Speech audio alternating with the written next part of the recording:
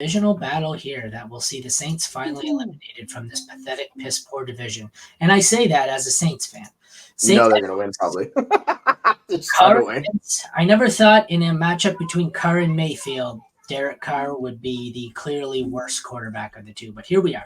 Derek Carr, 8th best matchup. Baker, 8th worst matchup. I have Baker at QB 11.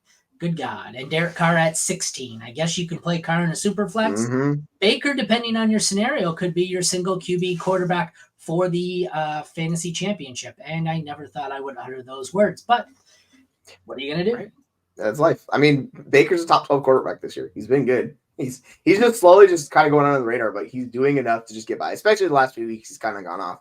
He's hit 20 in the last 3 games, so he's really like kicked it up a notch. Derek Carr finally turned it on. Had a ceiling game, which I didn't know Derek Carr had a ceiling because he put up like 30, 25 points last week, and I was like, wow, that does exist for Derek Carr. So yeah, shocking. But yeah, you can stream Derek Carr if you're desperate. But overall, I'm with you. I'm starting Mayfield over Carr. They're 2 spots ahead of him. It's like 12 and 14 overall. You kind of know that range of quarterback. Like, you play him. Definitely Mayfield over Carr though. Running backs, 5th worst matchup for Alvin Kamara. 10th worst matchup for Rachaad White. I have Rachaad White still as my 4. I have Kamara as 13 and no interest in anyone else. So they're both, one's a must-start RB1, one's a must-start low-end, high-end RB2, but you're starting both of them. Yeah, I'm with you. It's just White's role's better. He's also just younger. He's more explosive than Kamara at this point. Kamara is just volume play. But he's there.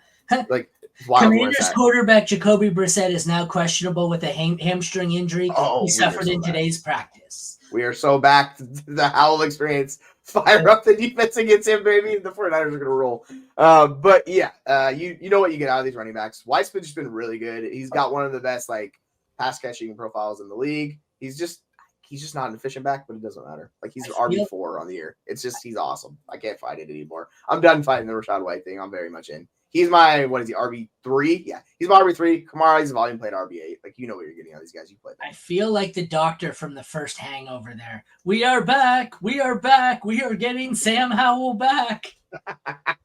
Good God. Like halfway through second half, you're like, oh God, what did we do? We messed up. All right, wide receivers. 4th best matchup for Chris Olave. 8th worst matchup for Mike Evans. Let's see. Olave is a must start for me, I'm sure. Oh, it would help if I wasn't looking at running backs. That's why I can't find him. Olave is my 11. Oh, Evans is the highest. Evans is my 7. Yep. Olave is my 11. Then we're moving down. I'm sure I've got Godwin in the playable range, but it's way down there. I have Rashid Shaheed at 40. Chris Godwin at 20. So I have 2 absolute must starts, a probably start in Godwin, and then Shaheed as a desperation start. Yeah, people were worried about Evans, and then Lattimore's out. And I was like, yo, you guys realize, like, his nemesis is not playing in this game, right? Like, stop worrying about Mike Evans. Like, you're going to play him no matter what. But now he's just an auto start. He's really good. Interesting enough, the last 3 weeks, Godwin's been the guy that's been basically the wide receiver 1 on that offense. So I don't know if it's been a shift in the offense or what it is or if it's defensive, but Godwin's very much entered a guy you want to play. He's my wide receiver 16, and I'm very much on board with him. Olave, he's top 10 for me. Like I'm firing up all 3 of these wide receivers wherever I have them. Okay, I'm going to have to wrap this part up here, the last, and then when we start the new one, I'm going to have to let you talk about the quarterbacks. I have to get clothes for my kid getting out of the bath. You're good. Of course. Tight ends, we have 7th best matchup for Juwan Johnson, 13th best matchup for Cade Otton. I don't have either of them ranked inside the top 20. Juwan at 21. I have Otton at 18, so I lied. I'm a big fat liar. Kickers. I have Chase McLaughlin of the Bucks, 11th best matchup, 26th best matchup for Groupie of the Saints. McLaughlin's at 16. Groupie is at 23. So avoid both.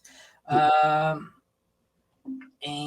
DSTs are 26th best matchup for the Saints and 24th best matchup for the Bucks. I think I have them both in the 16 for the Bucks, 20 for the Saints. I'd like to avoid them both if possible. Yeah, it's very much seems pretty self-evident with these, like the tight ends, the kickers, and defense. Kind of like it's very iffy. You could probably have a better player to start over those guys. If you wanna ride the Taysom Hill roller coaster, you can do it again. Just know it might burn you again. So there is what it is.